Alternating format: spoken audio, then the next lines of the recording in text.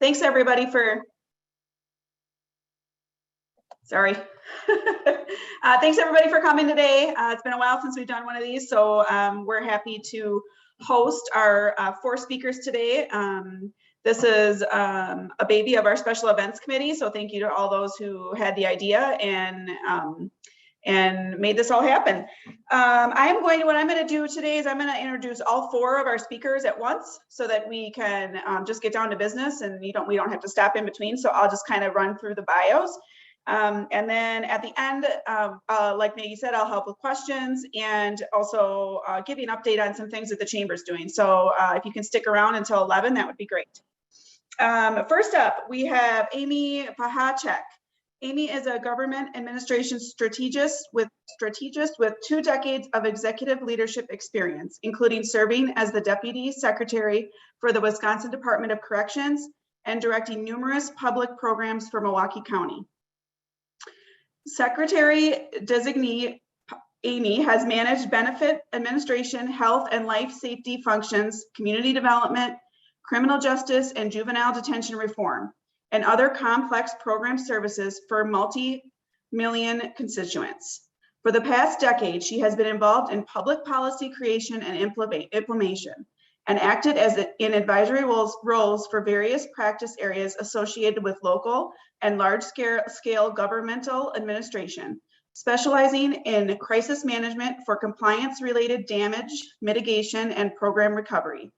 Amy began her career as a licensed private detective focused on fraud investigation and has traveled the country extensively working undercover. Wow. She received her master's degree in public policy and public administration from Northwestern University and her undergraduate degree from UW-Madison in sociology and criminal justice. Amy is also a graduate of the Weldon Cooper Center for Public Service Senior Executive Institute at the University of Virginia. Thank you, Amy. Tom Petton is a research analyst advanced in DWD's Office of Economic Advisors. He is a Southwest Wdva regional economist and is a senior contributor for the research unit. Petton graduated with a BS in economics from the University of Wisconsin-Madison and an MA in economic development from Vanderbilt University. Next up, we have Dave Shaw with the Department of Workforce Development. Dave Shaw has been in the employment and training industry in Southwest Wisconsin for the past 29 years and has worked at the Department of Workforce Development for the last 21. He is currently a DWD Regional Job Service Director. With a home base at the Rock County Job Center, Shaw serves the counties of Columbia, Dane, Dodge, Jefferson, Marquette, Sauk, Greene, Iowa, Lafayette, Richland, and Rock. Last, we have Rhonda Souda with the Southwest Wisconsin Workforce Development Board. Rhonda is the Chief Executive Officer for the Southwest Wisconsin Workforce Development Board, Inc. She has more than 20 years of demonstrated effectiveness in the areas of workforce programs, youth programs, personal management, multi-site HR administration, labor relations, employee development, compensation and benefits, and employee health and safety. Those are our 4 speakers for today. So an impressive list and a lot of accomplishments. I think we have the right 4 people talking to us today. So I'll let you stop listening to me and Amy, take it away. Great. Thank you so much, Amy. We are so excited to be here today. So thank you for the invite to have DWD come and present to discuss regional workforce issues and give you an economic update. We're also here because we're going to be going through all kinds of resources that we offer businesses and job seekers related to training, apprenticeship, and connecting those job seekers to employers, and really just lots of things that we're doing now and some really great grant opportunities that you all hopefully have heard of and can apply for. And, but where we wanted to start is we are well aware of the labor force shortage, which is kind of taking over the headlines and is really affecting not only our state, but the country as a whole. So we're going to dive into that as well here in a second. But first, I wanted to start with the great news about Wisconsin's economic recovery and just how well we are doing in our state. So at the end of 2021, Wisconsin hit the record all-time low unemployment rate of 3%. So March of 2018 was the only other time in history that we've reached a rate that low. And we actually possibly expect to break the record here going forward. So stay tuned because there might be some news on that as the numbers continue to come in for December and also for January. So, and that is really compared to the national unemployment rate of 3.9%. So we are really ahead of most of our neighboring states and the country as it relates to our recovery efforts. Another really great statistic about Wisconsin's current robust and strong economy is our labor force participation rate. And that is the measure of how many of our residents in our state are participating in the workforce right now, which is right around 66%. Almost 4 percentage points higher than the national average. So again, we're leading the way, we're outperforming most other states, but despite that, we know that there's an existing demand here in Wisconsin and nationally for workers in almost every industry, occupation, and region.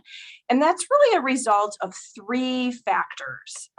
It's the retiring of baby boomers, and the low birth rates that are following. So I heard a stat the other day that for every 3 baby boomers that retire, there's only 1 Gen Z to take the place. So we've got a very slow population growth. And then we also have limited migration and immigration into our state, which certainly doesn't help. So in that situation is true for Wisconsin, the upper Midwest, most of the United States, and even Europe and China. So what that means is we are really finding ourselves in a global competition for talent.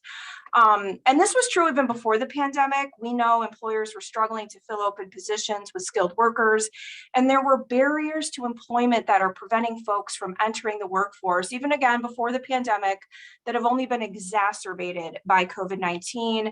And this includes things such as lack of childcare, lack of transportation, and lack of affordable housing, just to name a few, but we know that those are significant barriers that are kind of affecting that remaining chunk of the labor force that we want to help engage so that we can fill some of these vacancies.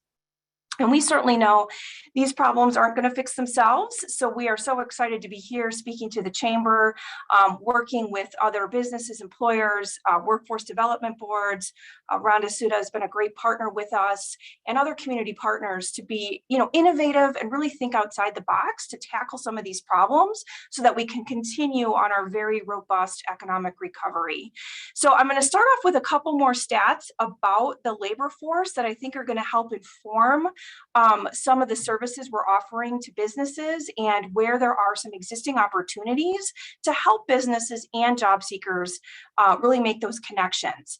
So when we talk about the labor force participation, Wisconsin's got about 5.8 million residents in total. And of that, 1.5 million represents the group that's not currently involved in the labor force.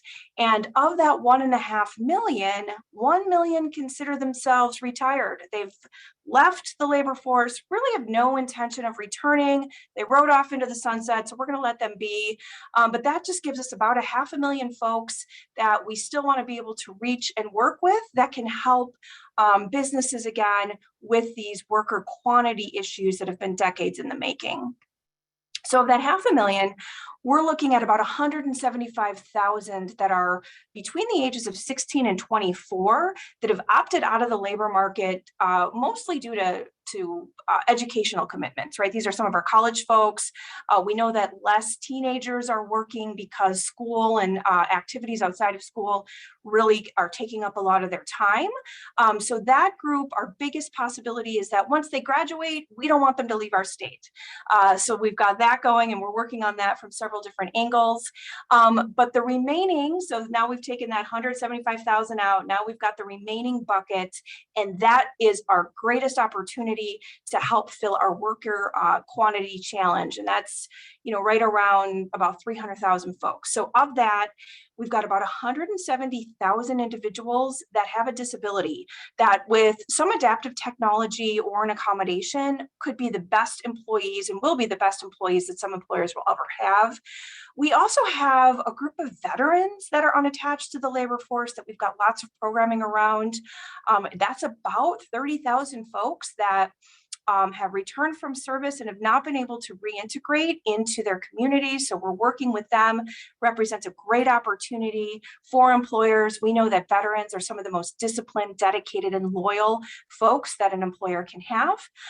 We also have justice involved individuals. It's about 9,000 individuals who are released from the Department of Corrections every year and are reintegrating back into society. And we know that the best antidote to recidivism is a good family sustaining wage job and that opportunity. So I know employers are becoming much more interested in connecting with that group of individuals. And then we have the remaining low-income individuals, underskilled folks that's about 164,000. And those folks are the ones that we are really trying to connect with training so that they can fit with the current opportunities in our economic landscape here in the state and really help them get into the various businesses that are looking for workers. And Dave is going to go through extensively what services we have to connect you with those opportunities, which we feel is represents the greatest potential to really help our current workforce challenges in our state. And again, every state is facing these, but we have a lot of different resources, programs, and opportunities that we've been working on for years, but have ramped up even now to connect those folks with businesses. And I'm going to just talk really briefly and then turn it over to Dave about some of the other things that we are doing to help those individuals with the greatest barriers in our state connect to the labor market.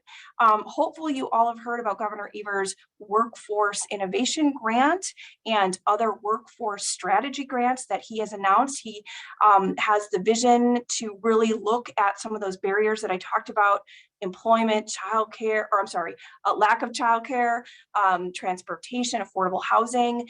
And he has invested $130 million in really reaching those current folks in our state to help them overcome those barriers and get into the labor force. And so this is through the American Rescue Plan dollars. And it's been broken out into 3 programs. The Workforce Innovation Grant Program is $100 million. And that is basically left for regions and local communities to come together and really tackle the economic issues in their region. So that could either be a town, a community, a workforce development region. And we have really encouraged folks to come together. If there is lack of childcare in the Beloit area, like there is in almost every community in the state, is there a way to partner and get some funding to, build a brick and mortar building, to train up folks to come in and really provide that capacity so that those folks in your community who want to work but don't have access to childcare can then re-enter. So again, there's tons of information on this on our website.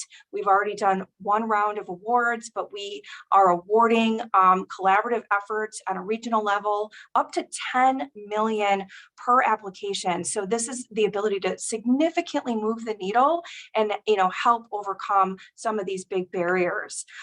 The other programs very specifically to Rhonda Souda's Workforce Development Board here in the Beloit area is the Worker Advancement Initiative. And we did award, and maybe Rhonda wants to speak a little bit more about this, but we did award, I believe it was $1.6 million to the Southwest Wisconsin Workforce Development Board, which serves Rock County, in grant funding. And this is going to fund several projects, which include essential childcare, accelerated industrial maintenance, a transferable employability program, truck driver short-term training. We know supply chain is an issue again nationally, and the Construction Up program. So we are very proud of that investment that we are doing in Rock County to focus on those industries through the Worker Advancement Initiative. And then we have another program that is the Worker Connection Program, which really helps those folks. This is a $10 million investment who have been unattached to the labor force for an extended amount of time, and helping coach them, providing them wraparound resources and services to make sure that they can be successful in getting to work, staying at work, and overcoming other social issues that might be preventing them. So I'll stop talking now. Real high level, that's again, some of the great news in Wisconsin. We're leading the way.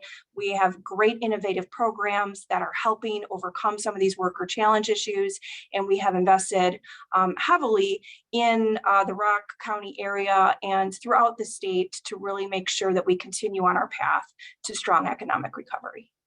And with that, I will turn it over. I believe, Dave, are you up next, or is it Tom? I think it's Tom that's up next. If we'll check the slide deck to see in what order it is, but I think Tom is scheduled up next with our labor market information. Yeah. Awesome. All right. Well, Tom, take it away. Okay. Thank you, Secretary Pajack. So I'm Tom Petton, a regional labor market economist, and part of my territory is Rock County.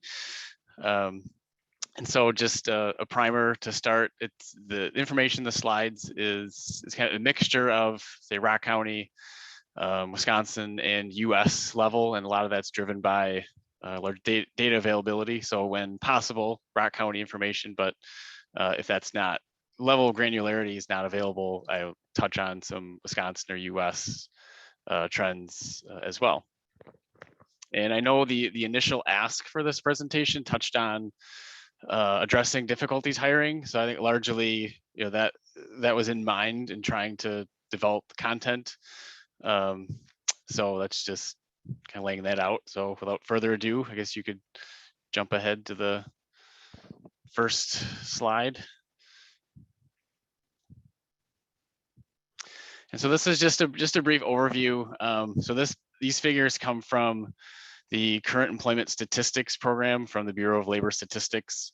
So these are essentially just total jobs, and it's indexed to the pre-pandemic level, or the pre-pandemic month. So February 2020, these are seasonally adjusted. You can see, so Janesville, Beloit, MSA, or Metropolitan Statistical Area, that is Rock County. And Wisconsin is on here, and the US as well. And overall, in terms of total jobs, the initial drop with COVID in March, April of 2020, and the ensuing recovery is track overall fairly similarly. And as of the latest print, so that would be November of 2021 for the Janesville, Beloit, MSA. So again, Rock County, total jobs down about 1.8%, which equates to about 1,300 jobs. And if you take the not seasonally adjusted pre-pandemic base for November, so say November 2019, and then compare that to the latest, so November 2021, you have in terms of industry breakout, transportation, warehousing is up, and actually, at least for the Janesville, Beloit, MSA, leisure hospitality is also up. Manufacturing's flat, healthcare, social assistance is down over that period, and retail is also down over that period. You can go to the next slide. So this gets at kind of the measure of labor market tightness. So this is unemployed persons per job opening. These figures come from the JOLTS series from the Bureau of Labor Statistics. So that is the Job Openings and Labor Turnover Survey. And historically, those have mainly been available at the US level. But as of this fall, or even at some census region as well, but not at the state level. And so as of this fall, though, these figures have started to be released, and they released the whole time series back to 2000. And so there's been a lot of interest in comparing to the state metrics to the US in various things. But so what you're seeing, probably the most relevant kind of, I guess, horizontal line to reference is 1. So when you're at 1 on this metric, you have 1 employed person per job opening. And it's important to note, several years before, pre-pandemic, we were essentially below 1. So there were more job openings per unemployed person. And so for Wisconsin, it might be hard to tell the exact date, but that started in 2017. So you can see that Wisconsin is the orange. So early 2017, that essentially was consistently under, we had more openings than unemployed, and that went through all the way up to the pandemic. So for at least 3 years. And then for the US, that was true starting in 2018. And then obviously with COVID hitting, you'd see that the spike is coming from the rapid increase in unemployed, but now with that very fast recovery at the latest number. So this goes through, this is October of 2021. The number for Wisconsin is 0.48, meaning, and that is a record low for the series. And that means that there are essentially double number of job openings per unemployed person. And that is, again, a record low for that metric for the state. And the US number, I believe, is 0.67, but that is also a record for the US in this metric. So for Rock County, it's not on here because there is no, while there's unemployment figures, there's no JOLTS openings figures available. But just briefly in Rock County unemployment, so the latest not seasonally adjusted, again, November 2021 rate is 2.2%. And that is a record, going back to 1990, that is a record low. City of Beloit, 2.9% November 2021, also a record low going back to 1990. So we don't have the exact mapping of this metric, but I think it's reasonable to assume that the picture would be very similar, if you had the exact figures for Rock County as well, that you'd have more openings than unemployed. You can go to the next slide. And so if you're looking at essentially total, and a lot of this was touched on earlier, so I'll be brief on this part, but you have your labor force. So your labor force consists of your employed and then your what's considered officially unemployed. So you're not working, but you're actively seeking work or available for work. But then you have also this not in labor force group. And again, of this group, roughly 70%. So this is 16 and above, just to be clear. So the civilians age 16 and above, this is what's considered. And of that group, about 70% in Wisconsin, as of the latest current population survey estimates, are over 55. There's also questions in the survey that get at, well, you're not working and you're not necessarily actively seeking, but do you want a job? If you look at this at a headline level, it appears pretty low. If you control for age, so if you essentially look at the 16 to 54 age group, that percent rises considerably. So let's say north of 10%.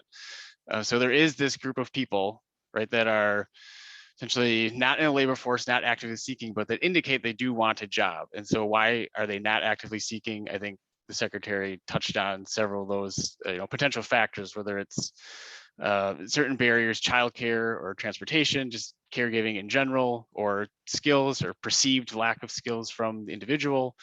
So there's definitely potential to increase the labor pool from this group.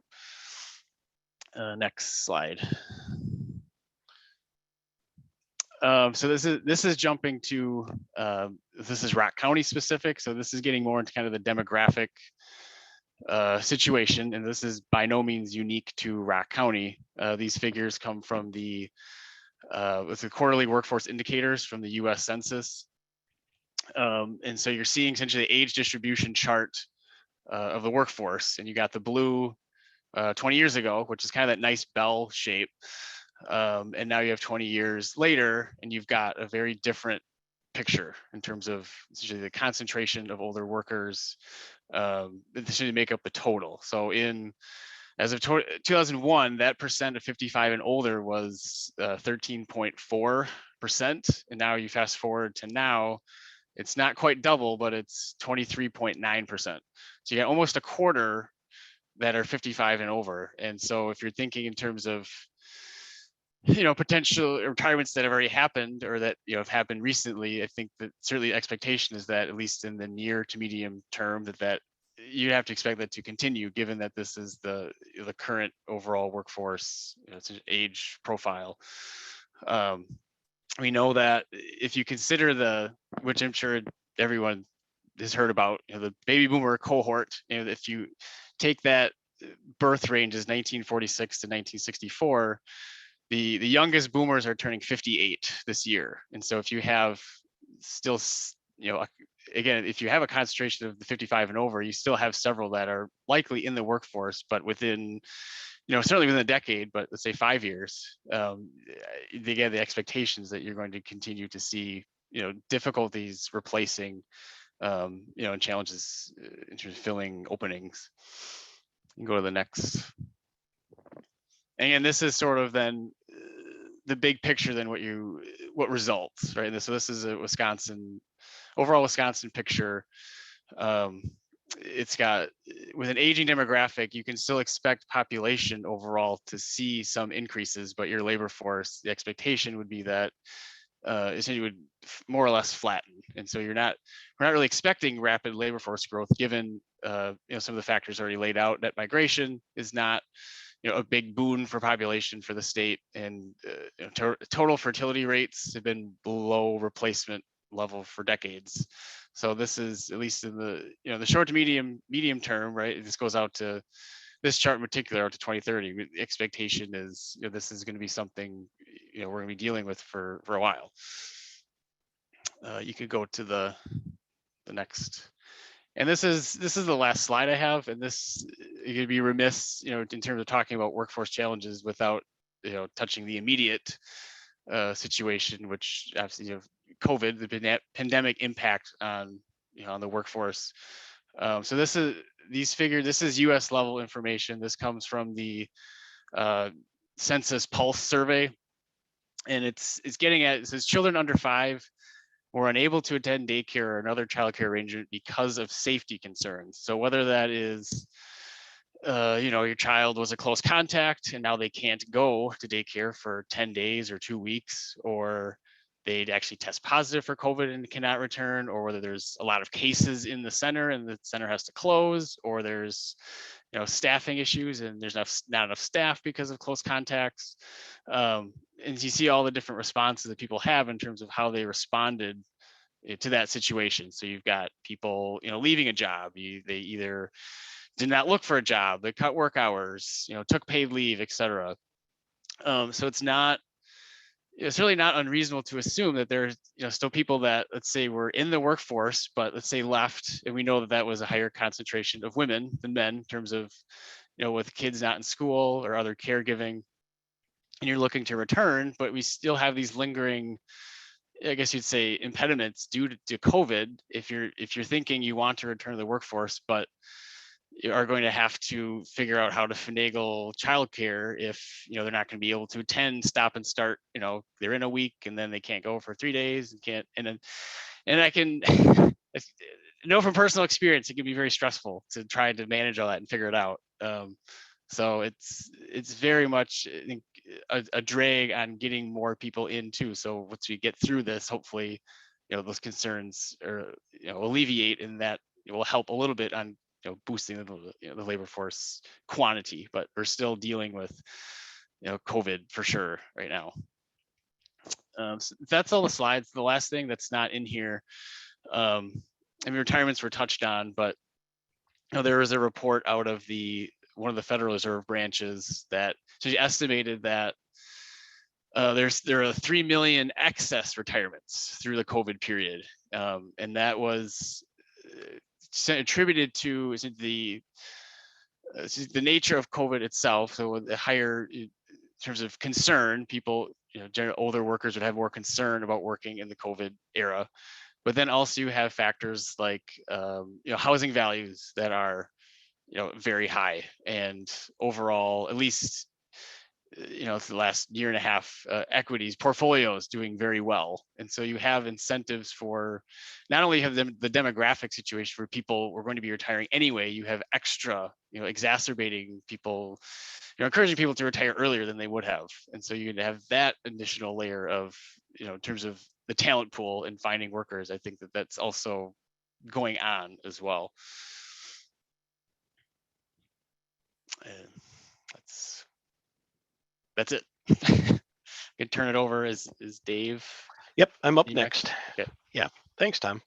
It's actually nice to meet you virtually. We've worked together a little bit, but I've not had a chance to actually meet you in person or virtually yet. So nice to be able to do that. Good morning, everybody, and we can flip forward to the next series of slides in the series here. So we're going to talk about some business service related activities and services that are available. So first, good morning, friends. It's nice to, I'm Dave Shaw. I'm with the State Job Service based at the Rock County Job Center in Madison. I serve a 12 county area, 2 combined districts into a common region, but I'm based in Rock County and I've been here for the last 15 years or so. So I'm fairly familiar with the area and the region.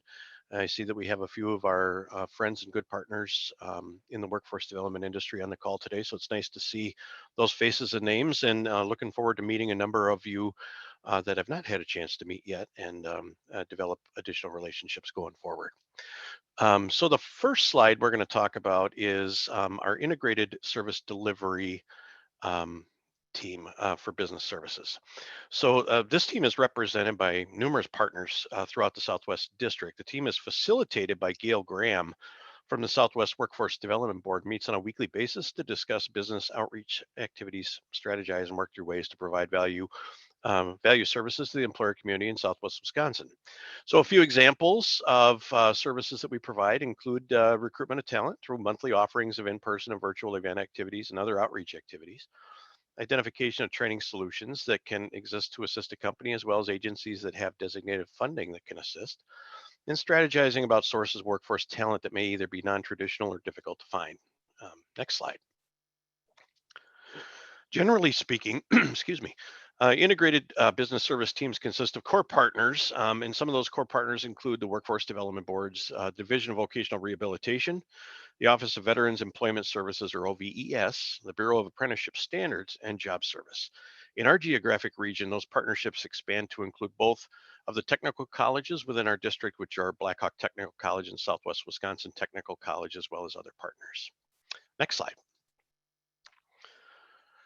So the team structure slide here represents a number of the current contacts affiliated with the Integrated Business Service team in Southwest Wisconsin. And we'll talk a little bit more about these specific individuals a little bit later in the presentation. But each week, between 15 and 20 business service team members meet virtually on Wednesday mornings to strategize and plan the activities of the Integrated Business Services team. Next slide. Okay. So this slide, we're going to get a little bit more into each of the different agencies that are represented, or the core partners on the business service team, and the types of services that they provide. So this slide references how a job service business service staff can serve the employer community, and references some examples of services we provide. At the current time, the business service team is offering at least one recruitment event monthly in either a virtual or in-person format in Rock County. In-person activities are offered in both Janesville and Beloit. Beloit employers that are interested can participate in our next virtual hiring event, which is on Friday, February 18th from 10 to 12. And Beloit's next in-person and our first in-person scheduled event with the Beloit Public Library is scheduled for Tuesday, March 15th from 1 o'clock to 3 o'clock. Leslie Looney is our lead business service staff based at the Rock County Job Center, and also holds hours on a weekly basis at the Beloit Public Library. And I want to stop here for just a second before we move on to our next slide and recognize Nick Damasis, who I think is on the call with us today. We have for a number of years not had a regular presence in the community of Beloit, even though it's the second largest community within our district. And we've known for a long time that There's been a need for services there for people living in the greater Beloit area.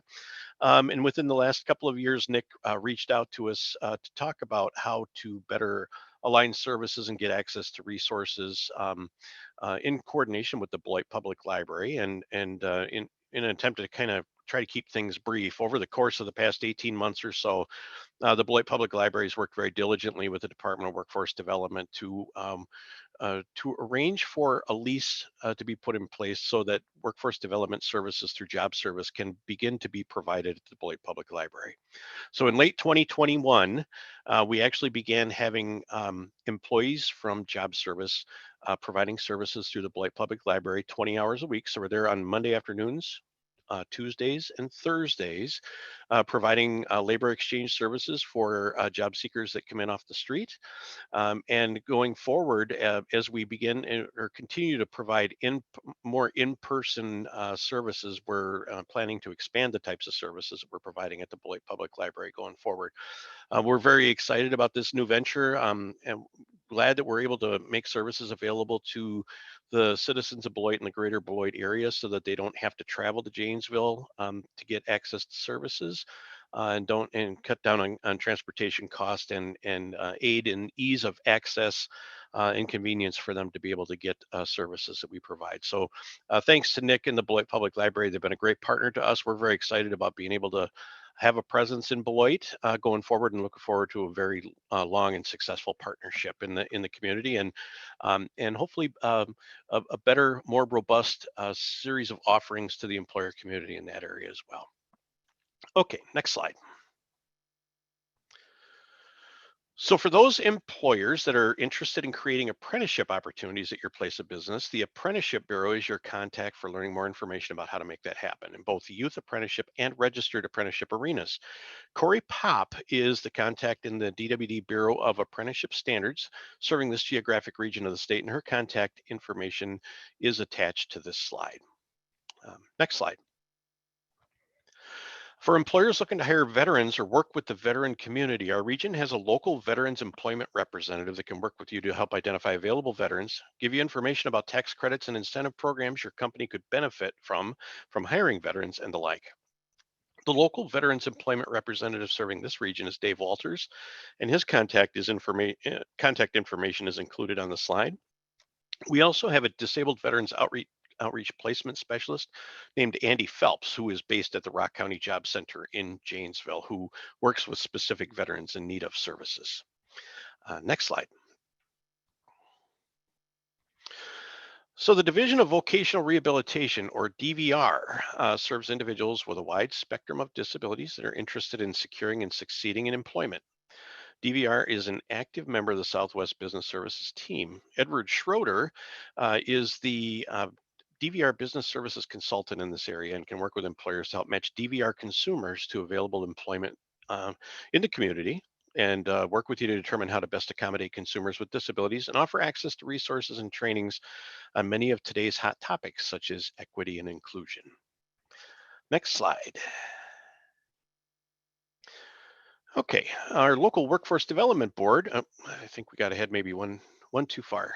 Back up with one, there we go. So our local workforce development board's business service manager facilitates the business services team meetings. Again, that's Gail Graham in this area, and that agency plays a very important role in overall business services planning and delivery. As a convener of business, the Workforce Development Board is instrumental in planning with businesses to assess workforce needs and identify how to best approach meeting those needs. They offer solution-based services to assist employers that are growing, as well as layoff aversion and rapid response services to assist businesses and their employees. Additionally, the Workforce Development Board creates customized training opportunities for employers to help job seekers train and prepare for entry into specific industries. Again, Gail Graham is our contact with the business services team in the Southwest region, and she works for the Southwest Board. Okay, next slide. All right, so the business service team not only works with the employer community to recruit traditional sources of talent, but also non-traditional sources of workforce talent that employers may not be as attached to, including veterans, youth, consumers with disabilities, individuals that are traditionally socioeconomically challenged, and individuals that are involved in the justice system. Next slide. All right, the next few slides that we're going to go through here, we're going to take a look at some training solutions offered to the employer community. Specifically, we're going to be talking about fast forward grant opportunities, registered apprenticeship, and youth apprenticeship. So next slide. So this slide covers the topic of Wisconsin Fast Forward grants. The Wisconsin Fast Forward grant is an innovative talent development solution driven by Wisconsin businesses to train and retain highly skilled workers. There are a couple of types of fast forward grants. First are what are called standard grants that support short-term and medium-term employer-led worker training projects that encourage collaboration between businesses and workforce training partners, fill current and ongoing skill requirements of Wisconsin employers, and place workers in long-term positions with opportunities for professional growth and economic advancement. The second type of fast forward grants are what are called expanded grants, and those grants support specialized projects key to developing the future growth of the Wisconsin workforce. Some examples of some expanded grants that have been created include technical education equipment grants, advanced manufacturing technical education grants, teacher training and recruitment grants, nursing training grants, and shipbuilder training grants. More information is available about the Fast Forward program at wisconsinfastforward.com.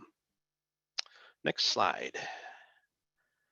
So the next training solution is registered apprenticeship, which is a proven skills gap and worker shortage solution by training employees to obtain high demand occupational skills needed by specific employers. In registered apprenticeship, workers learn a portion of their skills in a traditional classroom setting and a portion of their training on the job with an employer. For businesses that are interested in apprenticeship, all they need is a job available for which an apprentice can be trained. The Bureau of Apprenticeship Standards can work with the employer to put an apprenticeship training program together. More information is available specifically about apprenticeship opportunities and training programs at wisconsinapprenticeship.org. Next slide. Then there's youth apprenticeship. Youth apprenticeship is a talent acquisition strategy where employers hire high school juniors and seniors for a 1 or 2 year apprenticeship. While the apprentice works, they also continue with their high school studies and take courses related to the profession they're working in as an apprentice. The Youth Apprentice program is coordinated locally by regional consortia, and there are several of them around the state. And the Beloit area is covered by the Green Rock Consortium of School Districts and includes both Beloit Memorial and Beloit Turner, in addition to other schools in the Green and Rock County areas. More information specifically on the Youth Apprenticeship program is the address for obtaining additional information is shared on this slide. And my understanding is that the slide deck will be shared with the participants after this meeting. So hopefully that information will be something that's of interest to you and something that you'll want to look more into going forward. Okay, next slide. All right, so next we're going to talk a bit about tools, resources, and connections that employers may be able to access. So in this slide, this is a screenshot of the jobcenterofwisconsin.com, or we refer to it as JCW page, homepage. JCW is designed to assist both employers and available talent coordinate in a common spot through a process we refer to as public labor exchange, or the listing of available job openings to a pool of applicants looking for employment opportunities. The site helps workers to obtain information about available jobs, training opportunities, career information, and support services. It aids employers through connection to qualified employees, employee training, labor market information, hiring and tax incentives, and retention strategies. Next slide. Okay, this next slide displays a number of incentive and tax credit options available through DWD. A brief overview of each of the items listed in this slide will be provided just to help you understand what each of them are. So the first is Work Opportunity Tax Credit, or in our acronym world, we refer to it as WOTC. And it's a program that offers federal tax credits to employers as an incentive to hire new employees from specific target groups. Fidelity Bonding is a business insurance policy that protects employers against losses in the event an employee exhibits fraudulent or dishonest acts against a business, including theft, forgery, embezzlement, and the like. On-the-job training hiring incentives offer training solutions and work experience to improve retention results and offer a funding reimbursement to employers for providing necessary training through a variety of funding programs and sources. A number of different agencies work with OJT initiatives. Then there's the Wdva Veteran Employment Grant Program, which is an incentive program to support businesses hiring honorably discharged veterans with a 50% or more service-related disability. And then Wisconsin Apprenticeship on-the-job learning reimbursements is a program that provides subsidization to employers to offset the cost of training of registered apprentices in new sectors such as healthcare, information technology, agriculture, transportation, and biotech, and certified pre-apprenticeship completers and youth apprenticeship completers. The Apprentice Completion Award Program is a program that can provide financial compensation of up to $1,000 for books and tuition as part of the apprenticeship on-the-job training program. And DVR incentive programs include things such as OJT opportunities for adults and youth, paid internships and work experiences for adults and youth, and limited term employment opportunities in state government. All right, next slide. And I'm gonna call on Rhonda to see if she wants to make some comments here as our CEO of the Workforce Development Board. There's a slide here in the deck about Workforce Development Board programs and initiatives, and certainly these fall within her area of specialty. So I wanted to see if she was comfortable in covering this slide, or I can make a couple of comments on it, but probably won't be able to do it justice like she would. Thanks, Dave. And I have learned through this presentation that if I ever need somebody to perform audio on a presentation, that's going to be you. You have the absolute wonderful voice when it comes to informing and explaining all of the different services that we provide as the workforce development entities in the state. I just wanted to, on this slide, I just wanted to share a very brief overview of what your local workforce development board does. In general, if you were to ask anybody here at the Job Center and any of our satellite facilities, they'll say that we provide employment and training services, which we do. The resources that we have always follow a participant. And by that, I mean that we operate currently 10 programs that serve adults, youth, and employers, primarily individuals that have some type of barriers when we're looking at our adult and youth populations. These are in addition to or a combination of those that we provide under the Workforce Innovation and Opportunity Act, which is where we receive regular funding on an annual basis.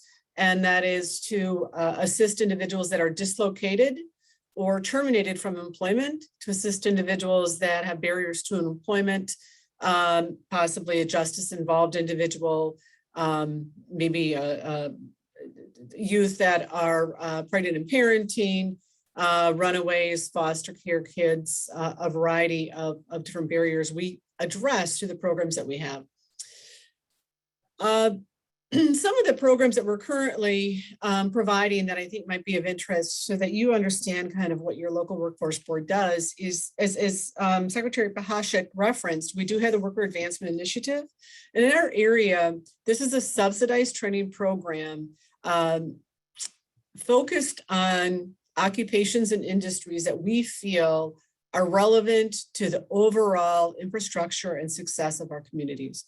So for example, in our childcare, essential childcare program, we are paying for the tuition, books, and fees of individuals that are receiving training in our local technical colleges and other providers.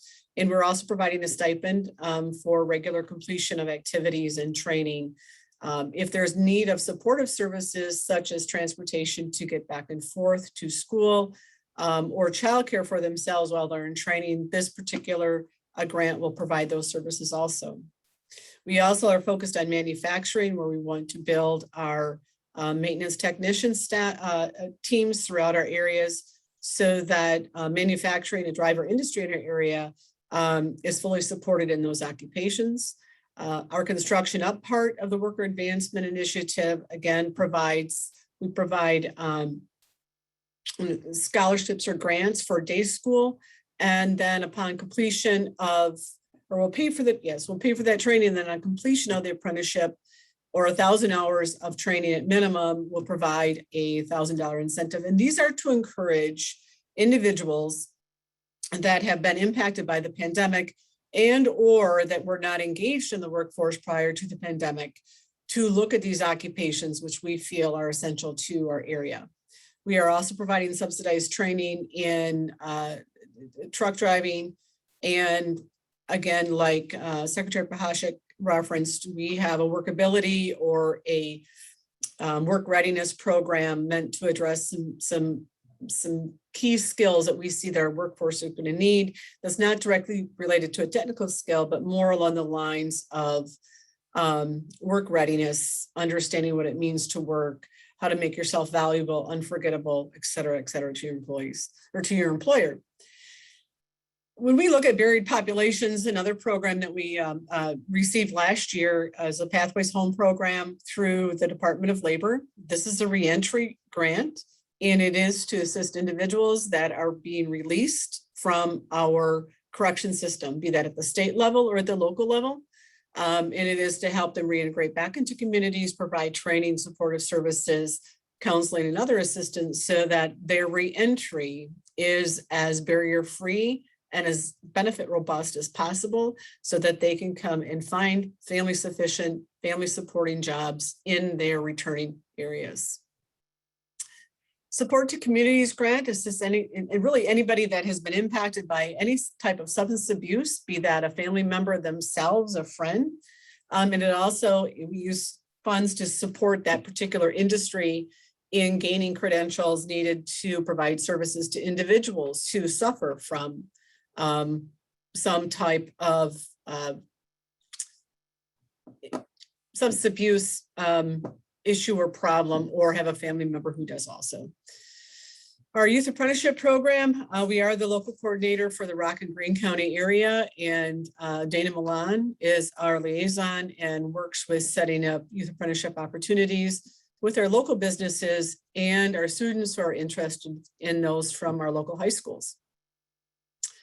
The Independent Living Grant works with foster care youth who are aging out of the system and in many instances do not have resources to manage and fund the next step in their lives. As you know, anything related to foster care, it's a very trauma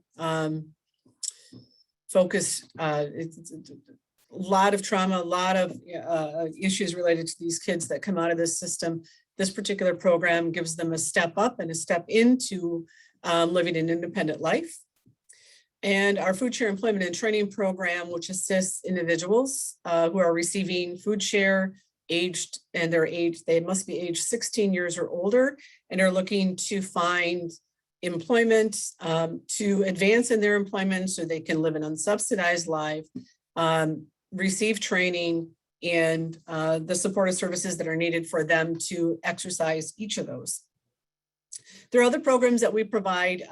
We have a related to buried population, such as seniors with lower skills, where we will place our senior workers at local government entities and in local nonprofits to provide for them to develop work skills. And we pay the wage, for example, for that individual as they're completing their training and learning new skills. And then our incumbent worker program assists employers in avoiding layoffs, in advancing the skills of their workforce by providing them reimbursement for training, retraining or training to advance that individual or to help that individual keep their job. Next slide. Dave, I'm going to let you go back here on our business services team. Yeah. Definitely a cooperative effort, and David does a wonderful job at explaining everything that we do. Thank you. Yeah. So in this particular slide just sort of sums up who some of those core contacts within the business service team are. Again, there are other partners that have joined the team and work with in a collaborative manner with all of us to provide the best outreach and business service opportunities that we can. So we wanted to make sure that you had a list and contact information for some of those key contacts in Rock County that can provide services to you. Please feel free to reach out to any of them, or certainly we're happy to talk with you offline as well if there's some specific information that you need, and so that we can do a little bit of strategizing on how to get those services to you. All right, and I think the next slide is the last one in the deck. I did have a question in the chat box. I think one may have gotten answered, the other has not. So there was a question on, are there any incentives for builders to create more housing? Can anybody touch on that? Yeah, certainly I can hop on that one, Amy. So the Workforce Innovation Grant offers up to 10 million per new applications for any initiatives that help solve workforce shortage issues, affordable housing being one of those issues.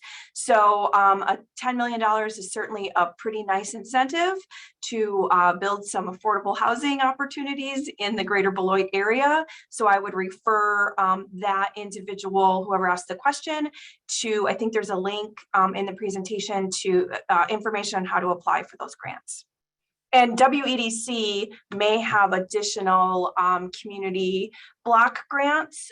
They're not as large as the 10 million. I think those are 10,000 a pop, but I'm not sure if those are just for local business or if that could also apply to housing, but WEDC also has several other grant opportunities. But I think the big one is Workforce Innovation Grant. Okay. And this one might be for Tom. Tom, what are some future predictions that the DWD has about our labor quantity? Yeah, sure. I mean, I think that was, I guess probably largely touched on that slide with the, it's called the blue line, yellow line graph. So it's got the population and then the labor force. So again, with the aging demographic, I think that we're expecting, certainly in the next 5, 10, years that we would essentially have, more of a flattening of the labor force. We're not expecting robust growth in our labor force. And that's why I think initiatives laid out to try and increase it by, these different programs is key to try and get more people in it. Thank you, Tom, for that. I think that that's all I had. There's a couple comments in the chat. I'll just let everybody read that. I want to be respectful of the time here because we are just at 11 o'clock now. So I want to be respectful of everybody's time.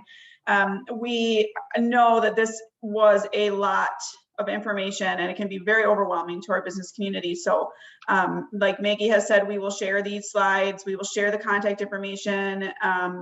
If we need to do any follow-up, presentations, we will of course do that. But just let us know what you're looking for and we'll get those out this afternoon. So thank you again to our 4 speakers. We so appreciate you coming and spending this hour with us. A couple updates on the chamber side. We do have a couple of events coming up. We have a business after hours on February 2nd at Community Action. They do have a mask requirement at that event, but it is on still. And then we have our Beloit International Film Festival, big reveal on February 8th in the evening, and that's going to be at the Hampton Inn. So check your calendars for those. If anybody needs to be added to our newsletter list, please just let myself or Maggie or Madison know. And then the last thing is our community, the 53511 area code is launching a quality of life survey. We announced it yesterday in a press release. We're doing so with our partners at the city, the Downtown Beloit Association, Economic Development Corporation, and Visit Beloit. And we're very excited to gather this information for our community so that we can know as a city, as partners, how we can make this community a better place to work and live and play. So that's going to be a phone call to the 53511 area code, randomly selected. If you receive a phone call from a 608 area code, please pick it up over the next couple weeks. I know that our first instinct is to say, nope, we're not going to pick it up. But we encourage you to take the survey so that you can help us to better the community. Any information on that will be in future newsletters, social media, et cetera, et cetera. So thanks again for coming today, everyone. And I hope everybody is staying healthy and happy and get back to work. Thanks, everybody. Bye.